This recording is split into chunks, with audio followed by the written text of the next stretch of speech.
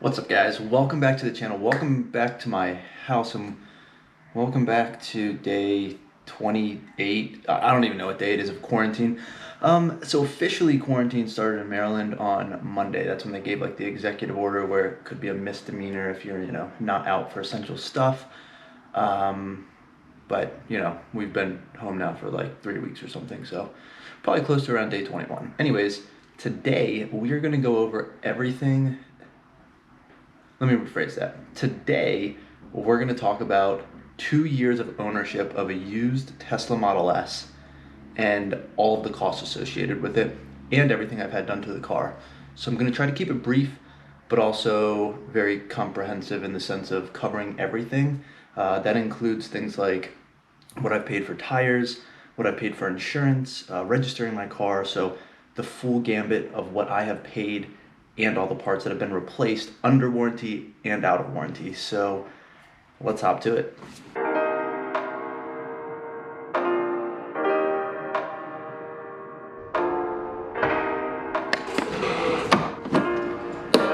So this is my 2014 Model S P85.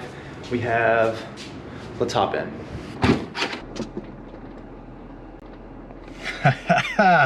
104,313 mile. It is a P85, so it's a rear wheel drive only, not dual motor.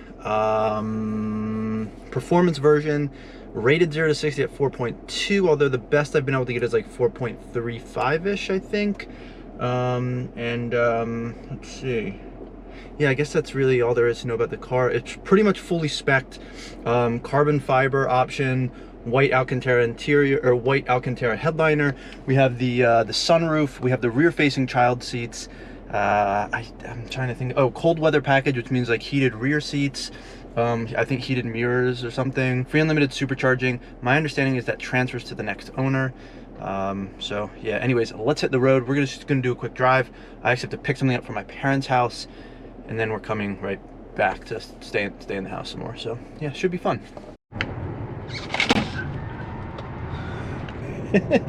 Never gets old, guys. Even though the car is 6 years old at this point, I mean, the acceleration is it's just too fun in these cars. So the beauty of even having a used car that's now 6 years old with 104,000 miles on it is that the performance is still actually pretty fantastic. Battery degradation is minimal. My car apparently charges to about 253 miles or so of range, which I think is only like 5% or less than 5% degradation, so that is good. I'm also completely pre-autopilot, so no autopilot whatsoever on my car, just like typical cruise control like most other basic cars. So the first thing you need when you drive is insurance. Well, actually you need to register it, but the registration I believe was included like when you buy a vehicle from a dealer. So there's that. Either way, insurance is where we're gonna start. I just recently renewed my insurance. I pay my insurance in full for a full year. It gives me, I think, almost $200 like discount from whatever the price would be if I didn't pay it in full.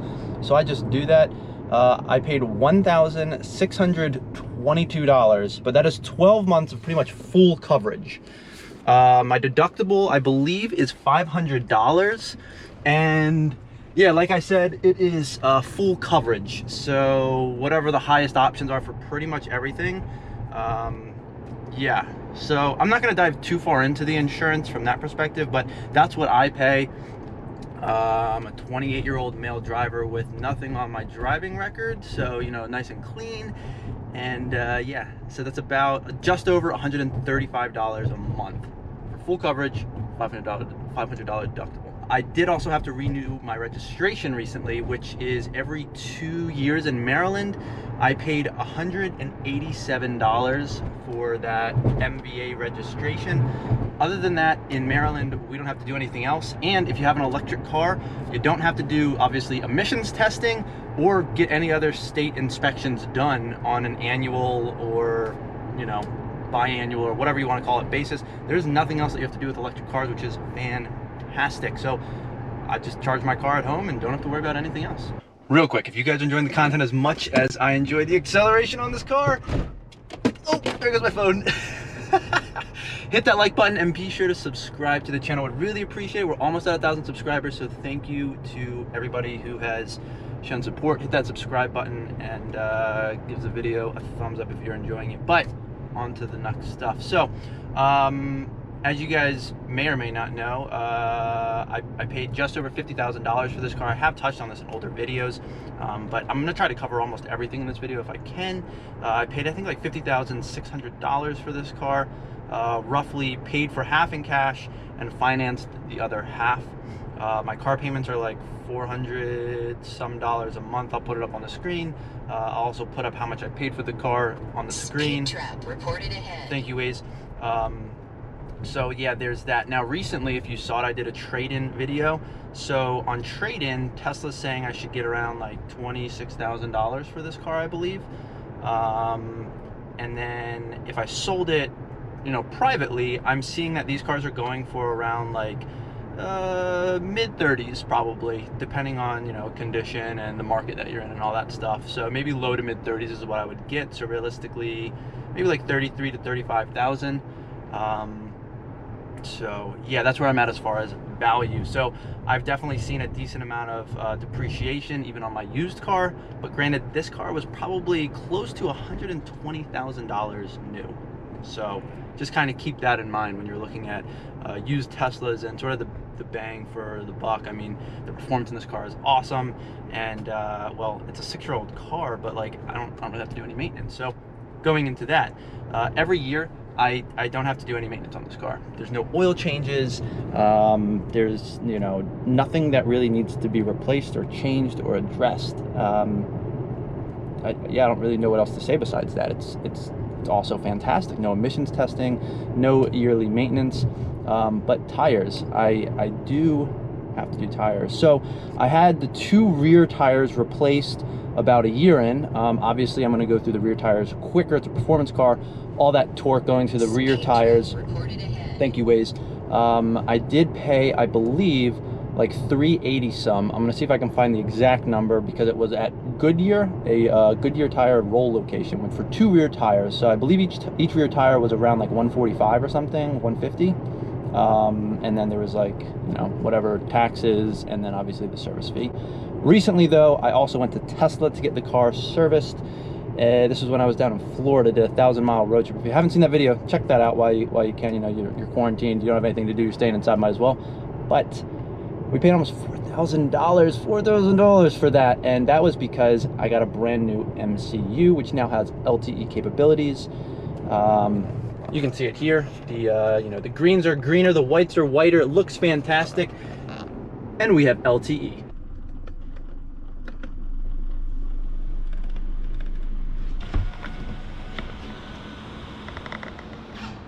These were my fault, so it had nothing to do with like the Tesla having problems. How do I put this? I broke both roof glass pieces. Yeah, these 2 glass pieces. This one moves and this one is fixed.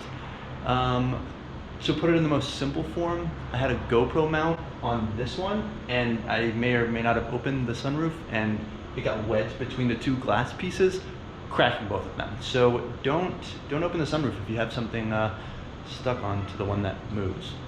Yeah. Anyways, I did have to pay to get both of those replaced. The rear one from Tesla was $621. That's for parts and labor.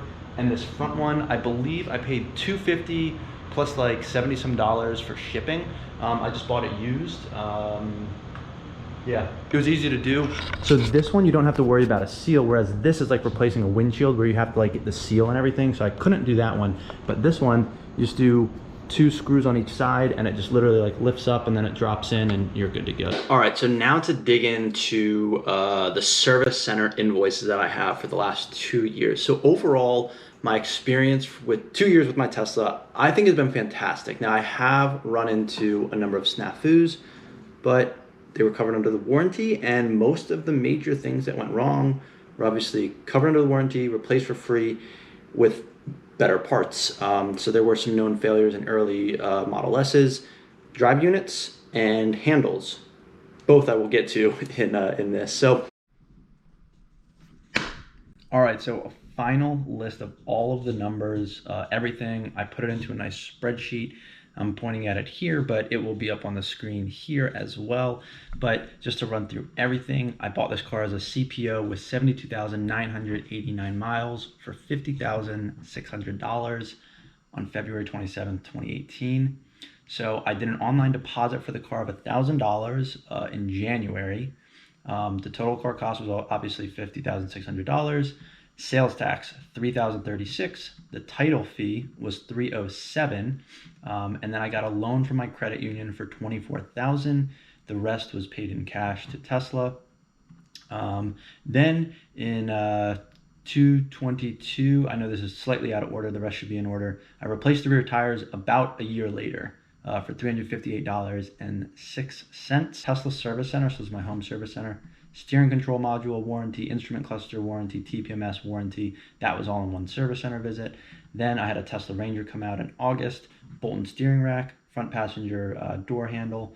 Then back to the service center a little over a year after I had it. The liftgate drain plug, they just did that, didn't ask for that, don't know what the problem was. The airbag, that was a recall. MCU touchscreen, that was covered under warranty from the bubbles. We have the front sway bars being replaced. That was also under warranty. That was because when I turned the steering wheel, there was some clicking going on. The sunroof seal was replaced, getting wind noise at like 50 to 60 miles an hour. They did an MCU firmware update in 20 days later, and that was covered under warranty. And then, oh yeah, the drive unit was replaced. I think I skipped over that one. That was obviously covered under warranty. So there were quite a number of things done on 6.4. That was just a year after owning it. Then in Tampa, we had the MCU complete, or I think they replaced everything, but basically the computer went bad. So I had to pay for that. And then I had the rear glass replaced. That was $621. So the total for all three things, getting new tires with an alignment, the rear glass roof, and the MCU, was $3,828.27. The MCU alone was $1,956. This was $621. And then the tires weren't $1,200, but like that's the difference. But there's also tax in there, which is like another $200 to $300. So I don't know exactly what the tires and alignment came to, but the point is the total for all of this stuff in Tampa was $3,828.27. So this was the first major thing I paid for out of warranty, aside from these tires about a year prior. And then the Tesla Ranger came out to do the rear driver's side door hinge, and that was covered under warranty. I had that looked at before my car was out of warranty. December, I think, of 2019 is when they came, or is when I took it to the service center to have that looked at. And then the weird thing is that I don't have a recent service for, anyways, moving on. Insurance annually, so I've done 3 payments now of $1,622 for my insurance. So I just paid that a little while ago, so I should be good for another year. Registration is good for 2 years in Maryland, and well, my MVA registration was $187. I just paid that. My car is good through March of 2022.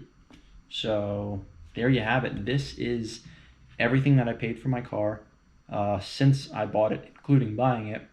If we tally all of this up, we get a grand total. Wait for it.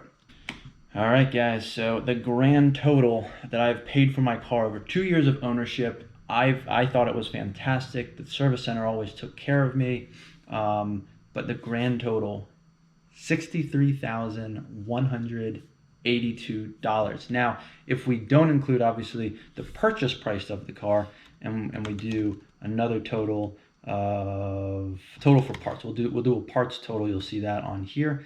If we go ahead and do this, so I have spent a whopping $9,239.33 on my car, but that includes over $4,000 of insurance payments. Obviously things that everybody needs to do, which is tires, and yeah, the rest was that bill in Tampa for $3,800 because my MCU went bad right out of warranty. So that was fun, but the car's been fantastic. Not bad. I would say that's pretty good. If you were to consider another car, you might have to get oil changes every couple months. You're obviously also going to have gas. So the one thing I didn't add into this was charging, but I only started paying for charging technically when I moved into my house here, because I was in an apartment building and the apartment building had a charger in the garage so I could charge for free. I had charging at my office at the time where I work so I could charge there, and I have free unlimited supercharging. So you really can't factor in the cost of charging too much. I really have only paid for charging since I moved into this house, which was in September. So it would have been October, November, December. Then I drove down to Florida for 2 months, and just got back. So I basically 3 months of charging at home. And I think people say that if you're driving regularly and you're charging at home, you might pay $50 a month. If I would have had to pay for gas in a performance vehicle, I've driven, let's see, 30,000 miles on my car, divided by 15 is going to be 2,000 gallons of gas.